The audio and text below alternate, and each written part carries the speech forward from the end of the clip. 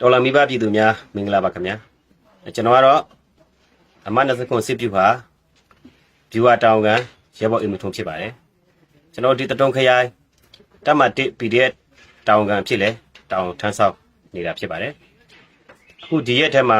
လိုင်းပေါ်မှာအများကြီးပြန့်နေတဲ့သတင်းတွေတစ်ခုပေါ့နော်ဒါကလည်းစစ်ကောင်စီ lobby သတင်းဌာနတွေနဲ့စစ်ကောင်စီထောက်ခံသူတွေကနေပြီးတော့သတင်းမှာဖြန့်ထားတဲ့သတင်းတွေပေါ့အဓိကတော့ဒီကြိုက်ချီကိုဖျားဖူးလာတဲ့ဖျားဖူးပြည်သူတွေကို PDF တွေဖမ်းဆီးတယ်ဆိုတော့မဟုတ်မှန်သတင်းတွေကိုဒီအတွက်ကျွန်တော်ပြန်လည်ဖြည့်ရှင်းမှာဖြစ်ပါတယ်ကျွန်တော်15ရက်နေ့မှာပေါ့15ရက်4လ2025ရက်နေ့မှာညောင်လေးပင်ကနေပြီးတော့ပီစောထီးတွေပါလာတဲ့ကားအဲ့ဒီကားတွေက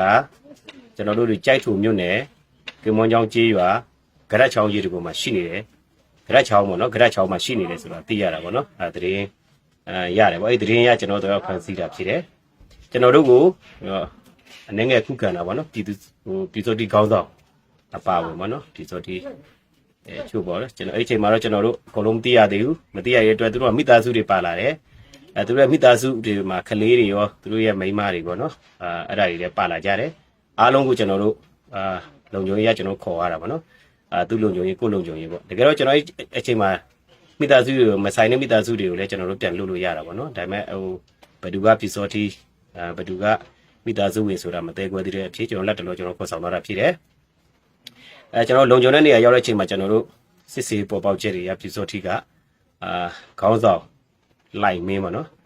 အဲ့ဒီပြည်စောတိခေါင်းဆောင်လိုက်မင်းညောင်လေးပင်ရပေါ့သူပါဝင်9ဦးပေါ့နော်သူ့ဇနီးနဲ့ဇနီးမရမင်းပေါ့အဲ့ဒါတွေကိုတော့ကျွန်တော်တို့လက်ရှိထိသိမ်းစစ်ဆေးနေစေဖြစ်တာပေါ့နော်ကျန်တဲ့မိသားစုဝင်တွေကိုတော့ကျွန်တော်တို့18ရက်4လ2025ရက်နေ့မှာကျွန်တော်တို့ကောင်းမွန်စွာကျွေးမွေးဆက်ဆောက်ပြီးတော့ကျွန်တော်တို့ပြန်လဲလွတ်မြောက်လိုက်ပြီးလွတ်ပေးလိုက်ပြီးဖြစ်တယ်ပေါ့နော်အဲ့ဒီအတွက်လည်းသူတို့အနေနဲ့ဘေးကင်းလုံခြုံစွာကျွန်တော်တို့တွေကနေလွတ်မြောက်သွားပြီဖြစ်တာပေါ့နော်ကျွန်တော်တို့အနေနဲ့ကတော့သူတို့နဲ့ဆိုင်တဲ့ပြည်စောတိနဲ့ဆိုင်တဲ့မိသားစုဝင်တွေဟာပြည်စောတိဝင်တွေမဟုတ်ပါဘူးဒါကျွန်တော်တို့အနေနဲ့ပြည်သူတို့ပဲသတ်မှတ်တယ်အပြစ်ရှိသူတို့အပြစ်ရှိတဲ့အတိုင်းကျွန်တော်တို့စစ်ဆေးဖော်ထုတ်အရေးယူတော့မှဖြစ်တာပေါ့နော်ဒါကိုလည်းကျွန်တော်ပြည်သူလူထုကိုချပြခြင်းဖြစ်ပါတယ်နောက်တစ်ခုကကျွန်တော်တို့ဒီသူတို့ကိုချက်ချင်းကျွန်တော်မလို့ဆိုခုနစောစောပြောသလိုပေါ့ဘယ်သူကလူငယ်တွေပါတယ်လေပြည်စောအသက်မပြည့်တာတွေရောပြည့်တာတွေရောဆိုတော့အသက်ပြည့်တာကိုကျွန်တော်ရင်ဆုံးဆွဲထုတ်ပြီးတော့စစ်ဆေးတယ်အဲ့ထဲမှာပြည်စောတိဆိုတာ9ဦးပေါ်ထွက်လာတာပေါ့နော်ကျန်တဲ့ဟာတွေကိုကျွန်တော်ကိုပြန်လုပ်လိုက်ပါပြီ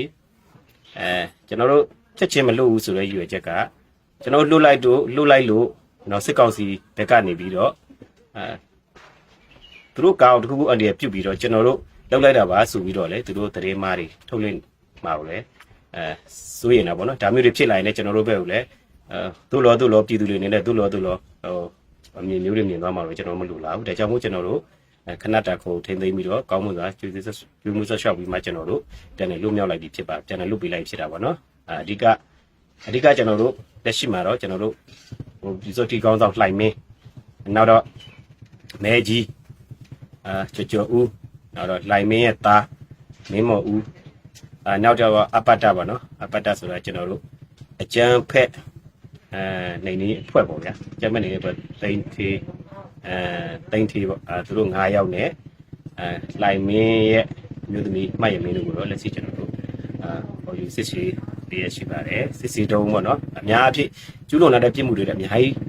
ပေါ်လာတာရှိတာပေါ့နော်ရဲဆက်ကျူးလွန်ခဲ့တဲ့ပြစ်မှုတွေအများကြီးရှိပါတယ်ဒီဟာတွေကိုလည်းကျွန်တော်တို့ပြည်သူလူထုတွေကိုကျွန်တော်တို့မကြခင်မှာရှင်းရှင်းလင်းလင်းပွင့်လင်းကျွန်တော်ချပြမှာဖြစ်ပါတယ်အခုစစ်ကောင်စီကနေပြီးတော့ကျွန်တော်တို့ဖျားဘူးပြည်သူတွေကိုကျွန်တော်တို့ PDF ကနေပြီးတော့ဖမ်းဆီးခေါ်ဆောင်သွားတယ်ဆိုတော့သတင်းမဟုတ်ဘူးဆိုတာကိုဒါပြည်သူလူထုကိုပွင့်လင်းလင်းနဲ့သိရှိနိုင်အောင်ကျွန်တော်ဒါရောက်ရှင်းပြခြင်းဖြစ်ပါတယ်ခင်ဗျာပြည်သူလူအားလုံးကိုစိတ်ကိုယ်ချမ်းသာခြင်းစိတ်ချမ်းသာခြင်းနဲ့ပြည့်စုံပါစေလို့ဆုတောင်းမိပါတယ်ခင်ဗျာ